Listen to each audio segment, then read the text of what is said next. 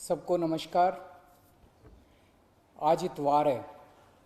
हर हफ्ते हम लोग इतवार के दिन सब लोग दिल्ली के लोग बैठ के तय करते हैं कि लॉकडाउन को आगे बढ़ाना है कि नहीं बढ़ाना, बढ़ाना है तो कितना बढ़ाना है।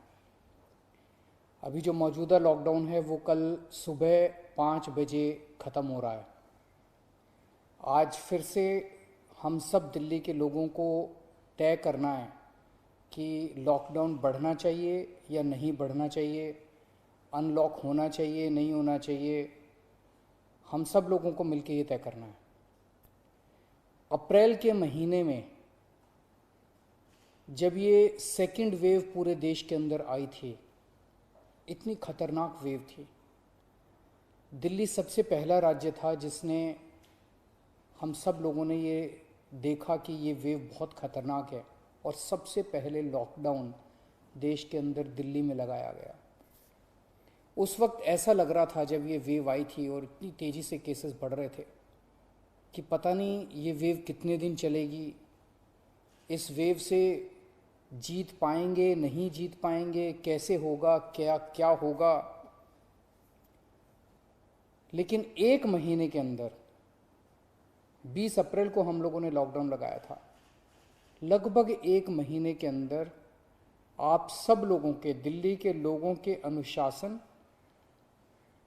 और दिल्ली के लोगों की मेहनत और संघर्ष की वजह से आज कोरोना की ये वेव, जो कि सबसे खतरनाक थी अभी तक, ये कमज़ोर होती नज़र आ रही है। मैं ये नहीं कहूँगा कि हमने युद्ध जीत लिया है, अभी काफ़ी बाकी है, लेकिन अब हम, ऐसा लग रहा है कि इसके ऊपर काबू पाते हुए नज़र आ रहे हैं।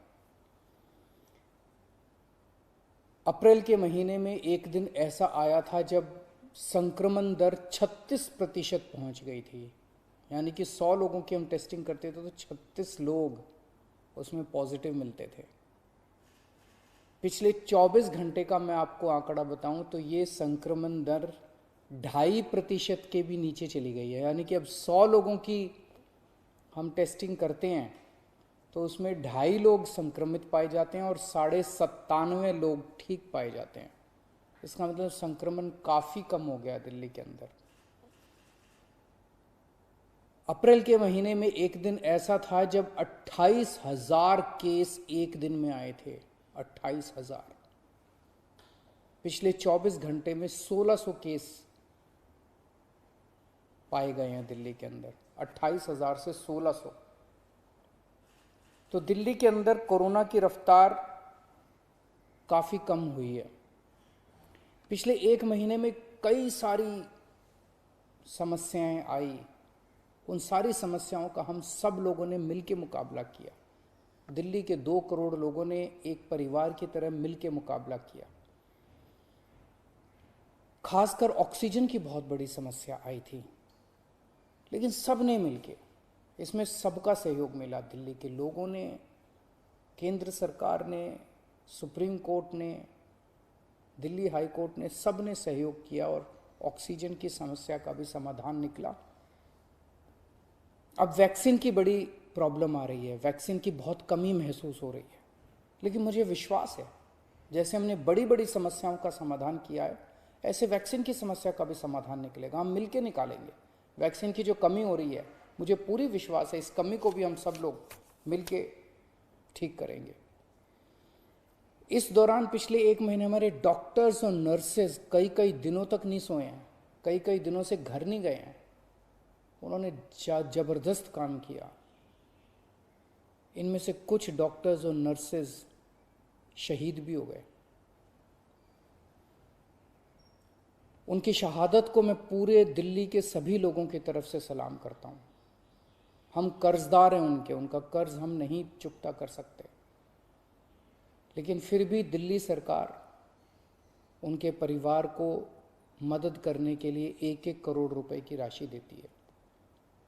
आप लोग देख रहे होंगे, मैं रोज़ किसी ना किसी के घर जाता हूँ, ऐसे किसी व्यक्ति, ऐसे किसी डॉक्टर, नर्स या ऐसे किसी के घर जो शहीद हो गए, उनके परिवार को मैं खुद जाके मिलता हूँ और उनको 1-1 करोड़ की राशि दे के आता हूँ।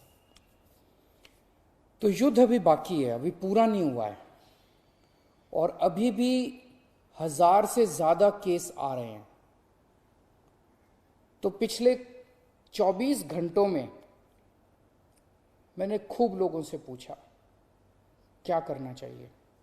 जो भी निर्णय होगा हम मिल के लेंगे, दिल्ली के लोग मिल के निर्णय लेंगे।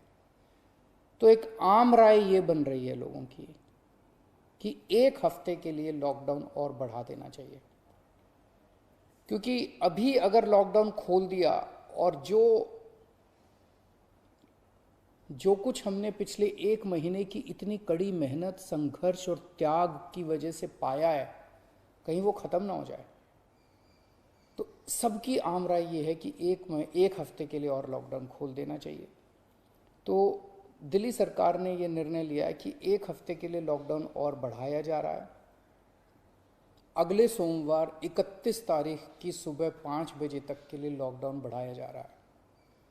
अगर केसेस के घटने का सिलसिला इसी तरह से जारी रहा अगले 1 हफ्ते भी, मेरा आप सब लोगों से अपील है, निवेदन है, जैसे आपने अभी तक सहयोग किया, आपने अभी तक कठोर अनुशासन का पालन किया, लॉकडाउन को फॉलो किया, इसी तरह से आप आगे भी जारी रखेंगे, कोरोना के नियमों को आगे भी फॉलो करेंगे। अगर इसी तरह से केसेस के कम होने का सिलसिला जारी रहा तो 31 तारीख से फिर हम अनलॉक की प्रक्रिया चालू करेंगे।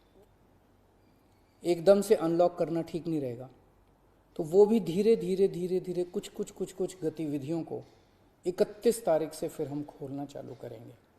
लेकिन अभी सबकी राय के मुताबिक, मैं दिल्ली के लोगों की राय के मुताबिक 1 हफ्ते के लिए हम लोग लॉकडाउन और बढ़ाने जा रहे हैं। इस वक्त हमारी सबसे टॉप प्रायोरिटी है कि किस तरह से दिल्ली के 2 करोड़ लोगों को वैक्सीन जल्द से जल्द लगाई जा सके।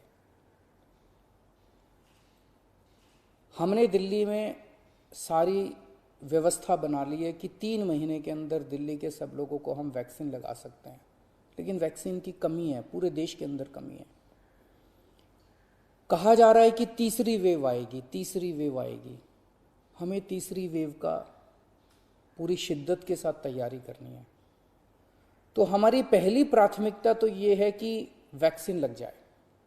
अगर वैक्सीन लग गई तो शायद तीसरी वेव ना आए। अगर वैक्सीन सबको लग गई तो शायद तीसरी वेव से हम लोग बच सकें। तो एक तरफ तो हम सबको वैक्सीन लगाने की तैयारी कर रहे हैं, जल्द से जल्द लगाने की तैयारी कर रहे हैं, सबके सामने कोशिश कर रहे हैं कि जहां से भी हो सके, केंद्र सरकार से, दूसरी कंपनियों से भी, सबसे मैं खुद बात कर रहा हूं, जितनी विदेशी कंपनियां हों चाहे भारत की कंपनियां हों, कि कैसे हम ज़्यादा से ज़्यादा वैक्सीन लगा सकें।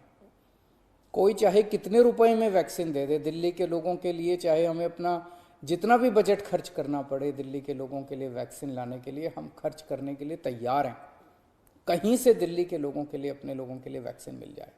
तो एक तरफ हमारी ये तैयारी चल रही है और दूसरी तरफ खुदा ना खास्ता तीसरी वेव आती है तो हम उसकी सारी तैयारियां कर रहे हैं। कितने बेड जरूरत पड़ेगी, कितने और आईसीयू बनाने की ज़रूरत है, कितनी और ऑक्सीजन की ज़रूरत है, ऑक्सीजन टैंकर खरीदने की ज़रूरत है, ऑक्सीजन के स्टोरेज टैंक बनाने की ज़रूरत है। ये सब तैयारियां वो भी साथ साथ चल रही है। लेकिन भगवान ना करे कोई तीसरी वेव आए, भगवान करे कि सब लोग सुख, शांति और स्वस्थ रहें। नमस्कार।